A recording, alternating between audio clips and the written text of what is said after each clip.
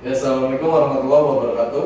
Waalaikumsalam warahmatullahi wabarakatuh. Benar kelas 11 TP1 ya? Ya, benar Pak. Oke, kalau gitu kita akan memulai pembelajaran hari ini itu tentang pemesinan bubut. Sebelumnya kita berdoa dulu biar kita mendapatkan ilmu yang berkah dan bermanfaat buat kita semua ya. Berdoa dipimpin oleh saya, berdoa menurut agama dan kepercayaannya masing-masing. Berdoa dimulai. Ya, berdoa selesai. Ya, ini kan pertemuan pertama ya. Kalau kita gak kenal kan, kalau kata pepatah mah tak kenal maka tak Sayang. jadi biar kita makin sayang, kita kenalan dulu ya. Di sini saya udah megang absen kelas ini, kelas 11 TP1 ya. Di sini Andika Aminullah yang mana? Hadir Pak, saya. Oke, Andika Aminullah. Selanjutnya ada Raffi Rahmawan. Hadir Pak. Oke, ya. Lalu ada Imam Wahyudin. Saya Pak. Oke, siap. Ya, tadi kan saya udah tahu gitu, sudah kenal gitu kepada anak-anak. Sekarang izinkan saya perkenalkan diri. Nama saya Sidi Fatoni. Saya tinggal di Cawang, sama-sama lulusan SMK. Ada lagi yang ingin bertanya?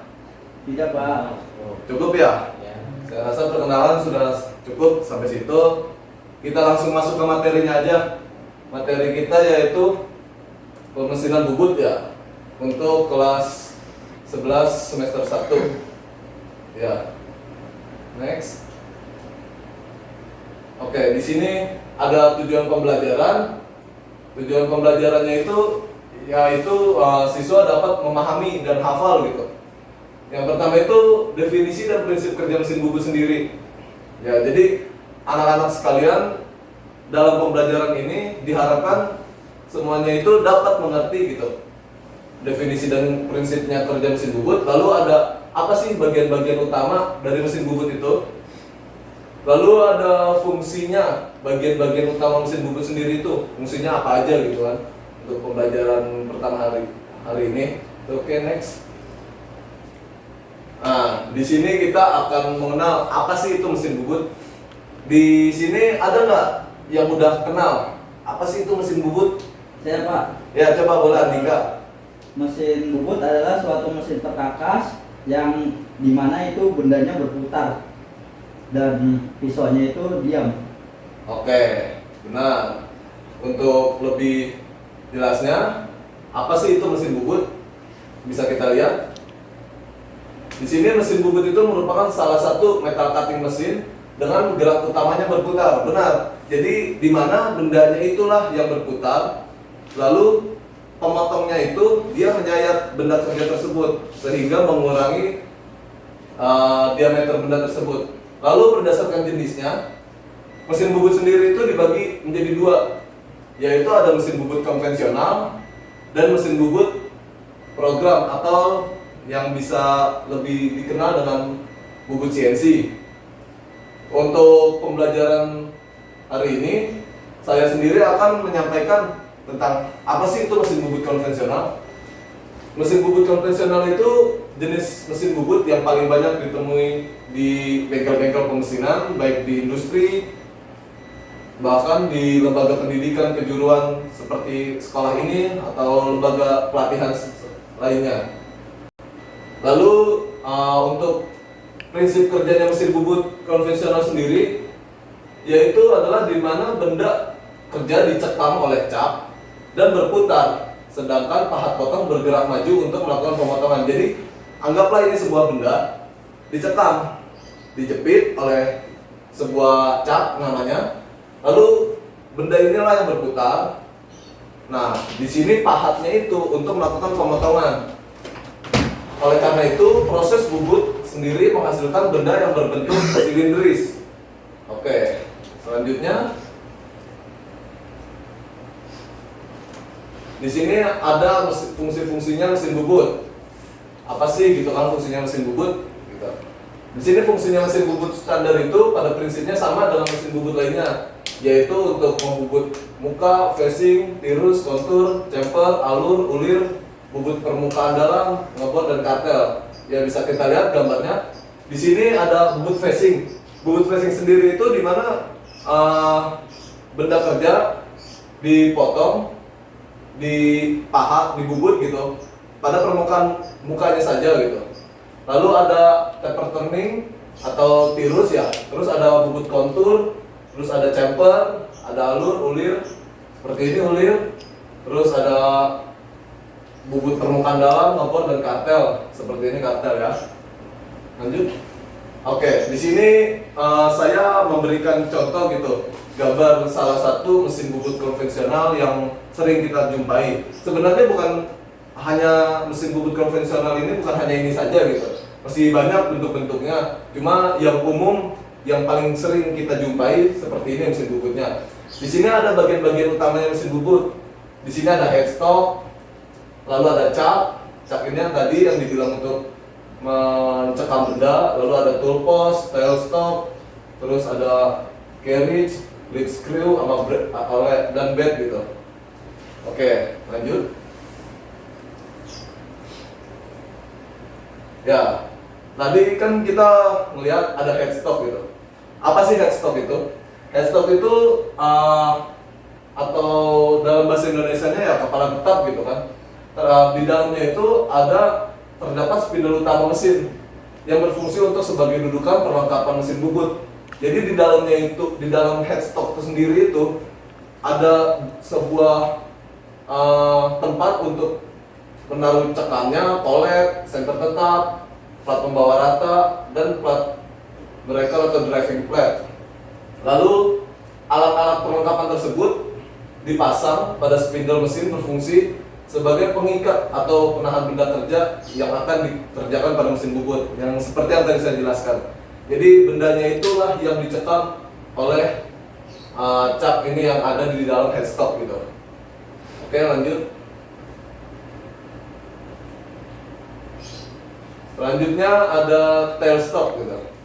Tailstock ini kepala lepas, digunakan sebagai dudukan senter putar, senter tetap, cekam bor, mata bor, yang pemasangannya dimasukkan pada lubang tirus kepala lepas. Jadi di sini ini ada lubangnya nih.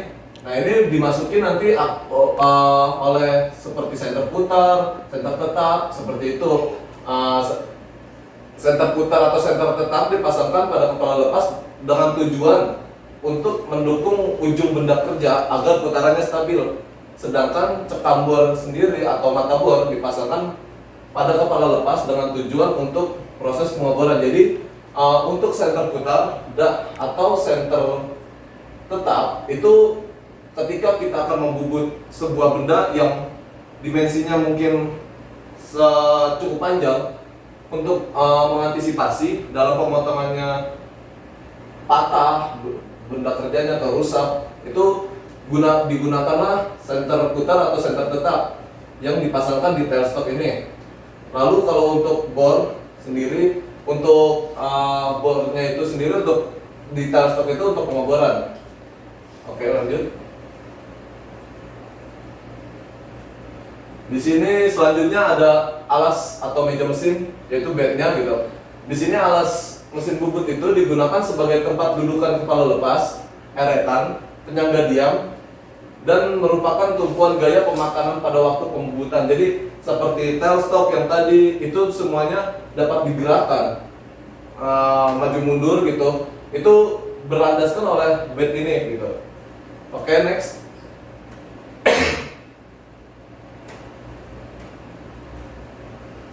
Selanjutnya ada eretan. Eretan sendiri ini terbagi dari 3 elemen. Yang pertama itu ada eretan memanjang. Eretan memanjang bisa kita lihat pada gambar 1.9 yang A ini, eretan memanjang berfungsi untuk melakukan gerakan pemakanan arah memanjang atau mendekati atau menjauhi spidol mesin sekaligus sebagai dudukan eretan melintang. Lalu yang kedua sendiri ada eretan melintang.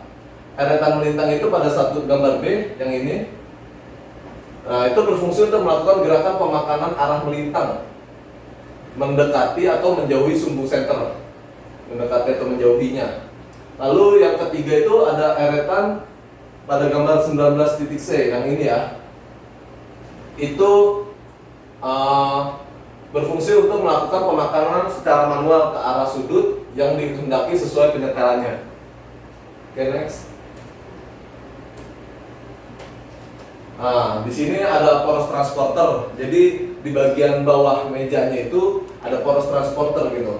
Poros transporter itu sendiri itu sebuah poros yang berulir berbentuk segi empat atau trapesium dengan jenis ulirnya Whitworth, inci atau metrik milimeter, berfungsi untuk membawa eretan pada waktu pembubutan secara otomatis, misalnya pembubutan arah memanjang, melintang, dan ulir. Jadi ini itu sebagai buat geraknya eretan tersebut gitu, buat penyalur daya dari motor kepada eretan tersebut gitu dalam pembubutan otomatis. Nah, lalu ada poros pembawa. Poros pembawa itu poros yang selalu berputar untuk membawa atau mendukung jalannya eretan dalam proses pemakanan secara otomatis. Oke, next. Lalu di sini ada tuas handle. Tuas atau handle ya. Pada setiap mesin bubut dengan merek atau pabrikan secara berbeda, umumnya memiliki posisi letak dan cara penggunaannya. Oke, jadi di sini yang saya ambil contoh mesin bubutnya seperti ini. Lalu tuas handle-nya yang seperti ini. Ini itu mungkin akan berbeda dengan mesin bubut yang tadi yang sebelumnya saya kasih gambarnya. Mungkin tuas-tuasnya posisinya ada yang berbeda.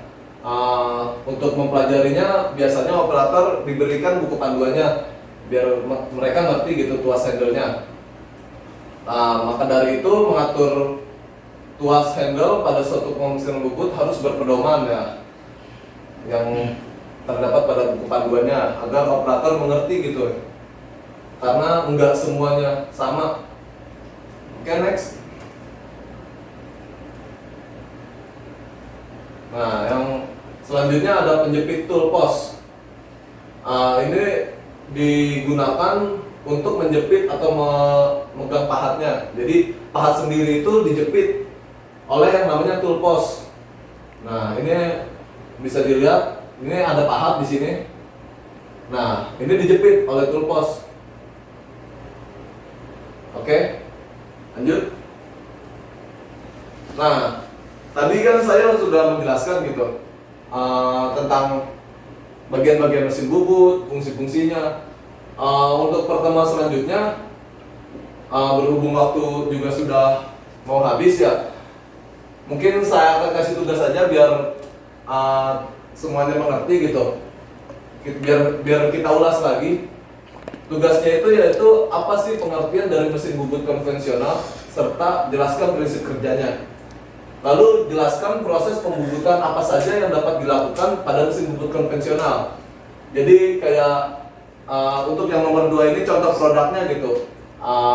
Hasil produknya apa sih yang dapat dijadikan oleh mesin bubut konvensional itu?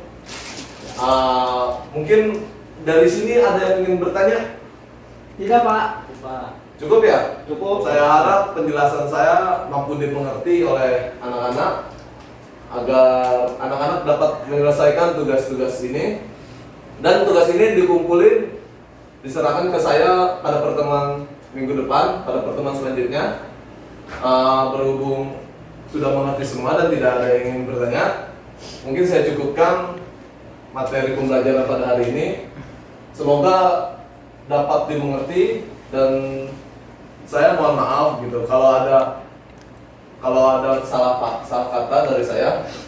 Mungkin kalau ada yang ingin ditanyakan lebih dalam bisa hubungi saya aja ya, nanti karena waktunya saya sekarang udah habis gitu.